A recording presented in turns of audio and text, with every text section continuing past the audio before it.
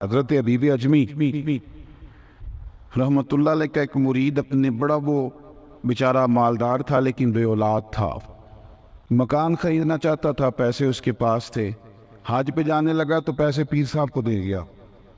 हबीब अजमी रहमतुल्लाह अलैह का मुरीद जाती दफा पैसे दे गया, कहने लगा हजरत मैं जा रहा हूँ हज पे,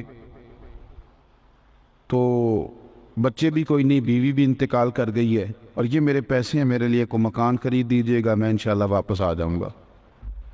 और ज़रा अच्छा सा खरीदिएगा, मैं किसी यार के ज़िम्मे भी लगा सकता था, अल्लाह के बंदे के ज़िम्मे इसलिए लगाया कि बेहतरीन खरीद के दे। तो हज़रत बीबी अजमी कहते हैं वो तो चला गया, तो मैं सोच में पड़ गया कि उसने कहा बेहतरीन, तो अब कौन सा बेहतरीन खरीदूँ?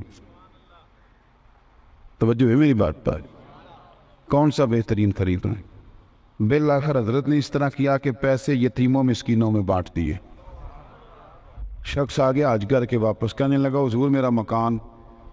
आप फरमाने लगे पुत्र मैंने तेरे लिए जन्नत का मकान खरीद दिया है, तेरे लिए मकान ना जन्नत का मकान खरीद दिया तेरे लिए। वो उसे भी पता था ना, पता होता है हमें दुनियादार कौन है, दीनदार हमें पता होता है। उसे पता था कि जिस शख्स से मैं बात कर रहा हूँ ये बड़ा आदमी।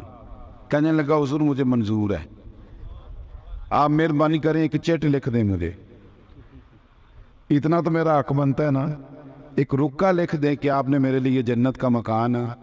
अल्लाह अकबर। हजरत ने एक रुक्का लिख दिया कि मैंने इसके लिए जन्नत का मकान खरीद लिया है। कुछ ही दिन गुजरे, ताज़ा हज करके आया था, आवाज़ कुदरत आई और रूह परवाज कर गई। वो जब उसके जनाजे के लिए लोग गए तो उसने वसीयत लिखी हुई थी कि मेरे लिए मेरे शेख ने जन्नत खरीदी है, तो ये रुका मेरे कफन में रखना। मैं रब करीम की बारगाह में अर्ज़ करूँगा कि अल्लाह तेरे एक नेक बंदे ने ये कहा था कि मैंने तेरे लिए जन्नत खरीदी है, अब वो रुका रख दिया कफन में, बंदा इंतकाल कर गया। अब वो भी मुतमिन था, पीर भी मुतमिन थे, पर कुछ दाएँ बाएँ भी तो होते हैं ना, उनका भी तो कुछ करना पड़ता है ना। ये भी तो बड़ी मुसीबत है ना, है ये भी बहुत बड़ी मुसीबत है। दाएं वो एक बादशाह था ना, कंजूस, बड़ा कंजूस था। तो एक आदमी था बड़ा ज़हीन, तो बादशाह अक्सर इनाम के नाम देते रहते हैं पर वो किसी को कुछ भी नहीं देता था।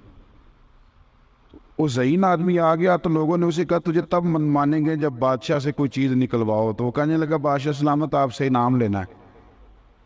तो बादशाह कहने लगा जी मैं तो उसे इनाम दूंगा जो मेरे सवाल का सही सही जवाब देगा। इनाम देना नहीं था ना। उसने कहा जी पूछें। कहने लगा जी ये मेरे हाथों की हथेलियों पे बाल क्यों नहीं, बाहर वाली साइड पे तो अंदर क्यों नहीं?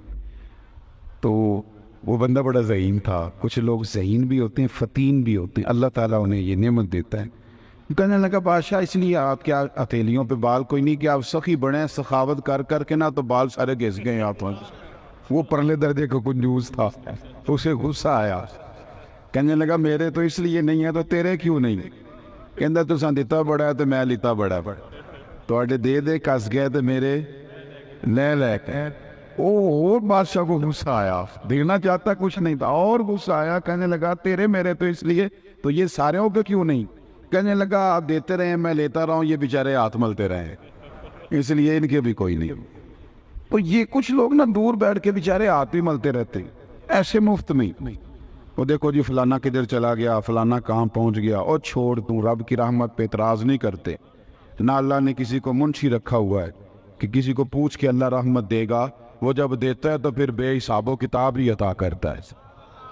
अब वो मुरीद ने रुका ले लिया, पीर साहब ने दे दिया, वो चला गया दुनिया से। कुछ लोगों को बड़ी परेशानी थी, जब छोटी मोटी चेमगुइयाँ होने लगी तो हज़रत हबीब अजमी ने सर सजदे में रख दिया।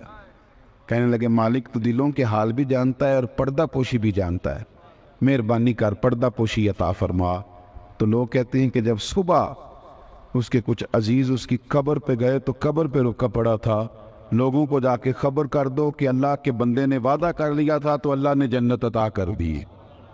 तो आखिरत के लिए तैयारी फरमाए, अपने रोज़मर्रा के मामलात में दो चीज़ों को ज़रूर शामिल करें।